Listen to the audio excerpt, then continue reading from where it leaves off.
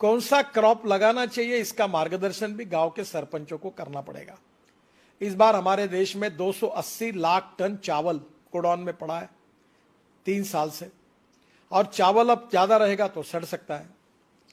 क्या आज हमारे देश में चावल इतना ज्यादा है कि पूरे वर्ल्ड को हम चावल दे सकते हैं? वी आर चावल सरप्लस। चीनी, शक्कर, इतनी हालत खराब है कि वर्ल्ड में इंटरनेशनल मार्केट में चीनी का भाव 22 रुपए किलो है, हमारे देश में 34 रुपए किलो है, और हम 10 रुपए किलो सब्सिडी देकर पिछले साल में हमने 60 लाख टन चीनी एक्सपोर्ट की और 6,000 करोड़ की सब्सिडी दी।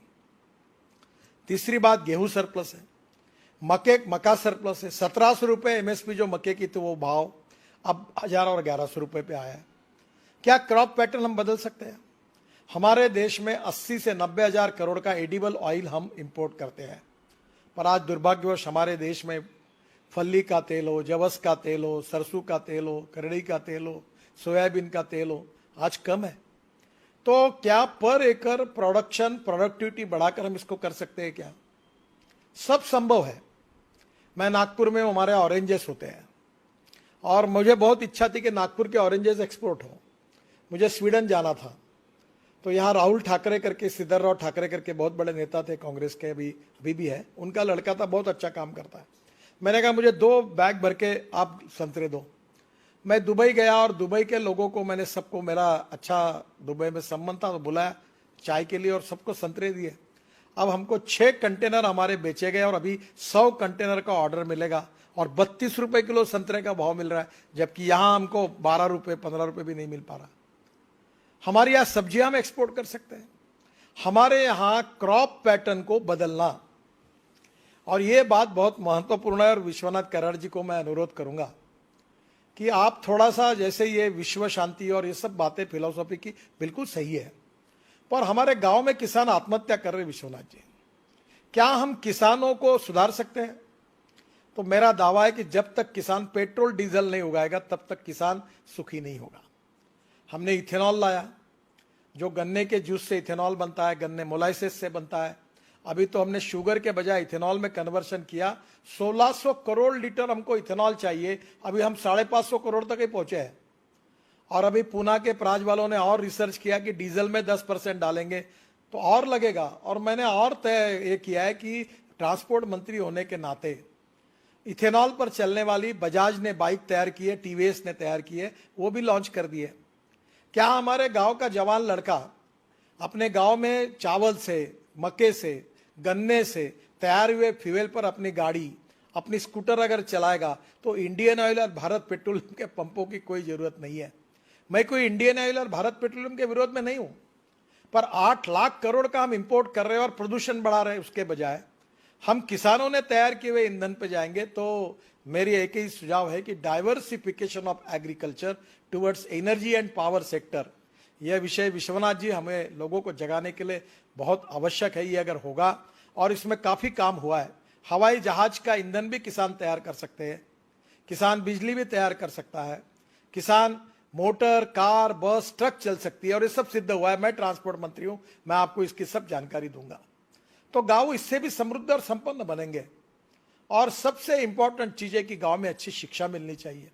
हेल्थ सर्विसेज के बारे में कल ही मेरे बहुत दुखद घटना हुई। ताड़ोबा में एक परिवार गया था, गाड़ी उलट गई, लड़की भी मर गई, जवान लड़का भी मर गया। और दुर्भाग्य यह है कि ये जो मर गया इसका कारण रोड में एक ब्रिज था, उसको कटड़े नहीं बने थे। अब प्रश्न ऐसा है कि हमारे गांव में हमारी लोगों की सुरक्षा करना, गांव में हमें लोगों को आर्थिक दृष्टि से रोजगार देना, किसानों की खेती को इकोनॉमिक वायबल करना, इसके लिए ऑर्गेनिक फार्मिंग का भी प्रयोग हुआ है। अभी हमारे गांव में जो कचरा, आप एक अच्छी बात है, जैसे आपने लोगों के बारे में कहा, मैं सभी सरपंचों का अनुरोध करूंगा कि मेरे खुद के घर में अनुभव आया था कि मेरे यहाँ जानवर मर गए, मुझे प्रोडक्शन अच्छा नहीं मिलता था। तो ये जो गायकवाड़ है, बीबीजी वाले पूना में, ये एक बार आए और उन्होंने मुझे कहा कि आप पानी टेस्ट करो। तो उनके साइंटिस्ट है और मेरे कुएं का पानी टेस्ट किया तो ध्यान में आया कि उसमें बहुत हार्ड वाटर है। फिर मैंने सॉफ्टनर लगाया और जमीन को भी सॉइल हेल्थ कार्ड और पानी का टेस्टिंग हर किसान ने करना चाहिए। इसमें हम लोग सरपंच ने जिम्मेदारी लेनी चाहिए कि मेरे गांव में एक भी किसान ऐसा नहीं रहेगा जिसका सॉइल हेल्थ कार्ड होगा और पानी टेस्टिंग होगा। अगर ये दो बातें की तो हमारा उत्पादन बढ़ जाएगा। और इसलिए ये दो बातें करने के बाद आपके जमीन में एनपीके में नाइट्रोजन, फास्फोरस, पोटेश में क्या कम ज्यादा है वो खाद डालिए। जो आता वो खाद केमिकल फर्टिलाइजर डालता है। अभी ये प्रयोग हुआ कि जिनके खेत में ऑर्गेनिक कार्बन 0.80 के ऊपर है उनको 100 टन गन्ना हुआ, और जिनके खेत में ऑर्गेनिक कार्बन जो है ये 0.20, 0.25 हुआ, 30 से 40 टन, 25 टन गन्ना हुआ। ऑर्गेनिक कार्बन इंपॉर्टेंट है, और ऑर्गेनिक कार्बन जो आता है वो बायो फर्टिलाइजर से आता है, सेंद्रीय खतों से आता है। हम जैसे गांव का पानी गांव में, घर का पानी घर में, खेत का पानी खेत में कह रहे, वैसे गांव का जितना कचरा है, चाहे वो गन्ने का पाचट हो, चाहे वो ज्वारी का हो, चाहे गेहूं का हो, वो गांव में ही हम अपने खेत में ही कंपोस्ट खत तैयार करें और उसको हम ऑर्गेनिक। इससे अभी मैं बालों से एमिनो एसिड बनाता हूं, और एमिनो एसिड प्लांट बूस्टर है, तो वो तिरुपति से बाल लाके मैं बनाता हूं, मैं बहुत प्रयोग करता हूं। तो कभी कभी एक बार आगे बार राहुल जी, ऑर्गेनिक फार्मिंग और successful agriculture creating more employment potential in the rural area, particularly गांव में क्या हो सकता है इसका अध्ययन करिए। अभी जैसा मैं खादी ग्रामोद्योग का मंत्री हूं, हनी, अभी मनोज जी वहां है, हाई एटीट्यूड के हनी की कीमत 6,000 रुपए किलो है, और खादी ग्रामोद्योग से हम हनी के लिए पेटियां दे रहे हैं, और जहां हनी इकट्ठा होता है वो क्रॉप का प्रोडक्शन 25% बढ़ता है। अब कितना हनी हम इकट्ठा कर सकते हैं? इसलिए गांव में सोलर चरखा, अब ये वर्धा में हुआ है कि सोलर चरखे पर सूत निकालकर उससे साड़ी और कपड़े इतने सुंदर बने, पूरी तरह से उससे रोजगार मिल सकता है। इसी केवल गांव में रोजगार, ये विलेज इंडस्ट्री का टर्नओवर जिसका मैं मंत्री हूं 80,000 करोड़ है, और इस साल अमेज़न ने 70,000 करोड़ का एमएसएमई और विलेज इंडस्ट्री के आइटम्स को एक्सपोर्ट किया है। क्या हमारे गांव में तैयार किए हुए आइटम्स एक्सपोर्ट कर सकते हैं? ये छोटे छोटे लकड़ी के खेल बनते हैं, वो खिलौने बनते हैं। मैं अभी इसके लिए स्पेशल शोरूम शहरों में बना रहा हूं जो गांव के छोटे छोटे कारीगर तैयार करते हैं। कहीं गांव में सीरिकल्चर सिल्क तैयार होता है, कहीं गांव में लकड़ी 12 बलूतेदार जो है, लोहार, सुतार, चमार। अभी मैंने पैठनी जो बनती है उसकी जूते चप्पल वो पैठनी को यूज करके बने हुए लॉन्च किए।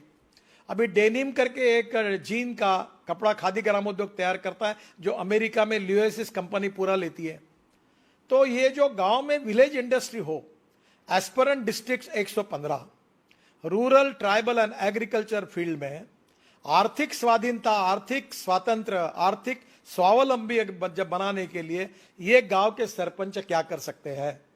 To save money is to earn money. There are lot of technology which are available, raw material is available. गांव की स्ट्रेंथ क्या है, वीकनेस है, कौन सा रॉ मटेरियल अवेलेबल है, उसके आधार पर किसानों की इकोनॉमिक्स को हम कैसे बदले और गांव को समृद्ध संपन्न कैसे बनाए, उनकी परचेसिंग पावर कैसे बढ़ाए, उसके बिना आत्मनिर्भर भारत नहीं बन सकता। और सरपंच ये लीडर है, ही इज ए कैटलिस्ट।